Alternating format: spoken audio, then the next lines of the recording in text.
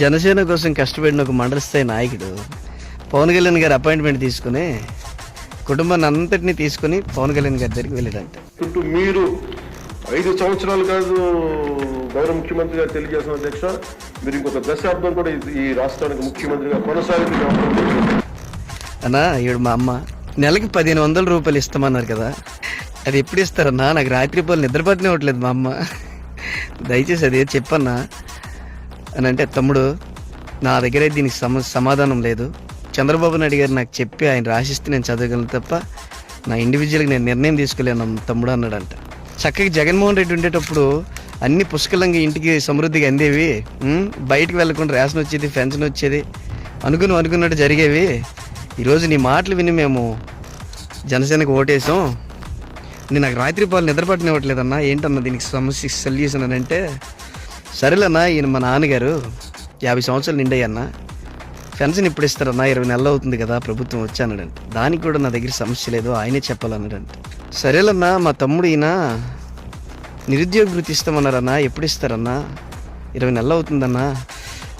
నిరుద్యోగ వృత్తికి కూడా నాకేం తెలియదు తమ్ముడు, అది కూడా చంద్రబాబు నాయుడు గారే చెప్పాలన్నాడంట.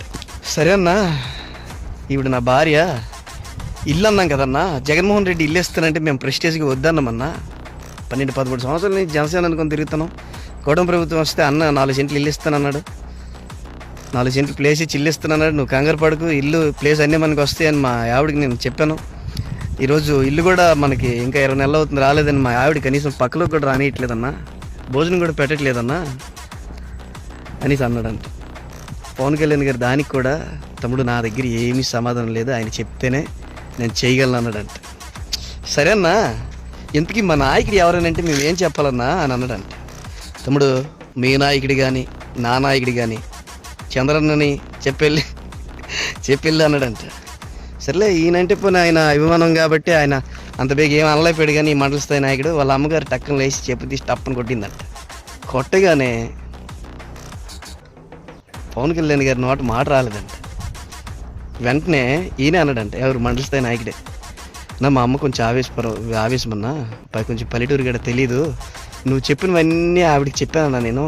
అన్న వస్తే తప్పు జరిగితే మాట మీద నించోకపోతే ఎటువంటి వాడు కాళ్ళైనా పట్టుకోమన్నాడు, ఎటువంటి వాడినైనా ఎదిరించమన్నాడు, ఎంతటి వాడినైనా ఉపేక్షించేది లేదన్నాడు. ఇవన్నీ మా అమ్మకి చెప్పి మా కుటుంబాన్ని మార్చానన్న జనసేన అంటే.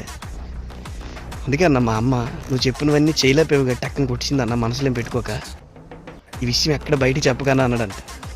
జనసేన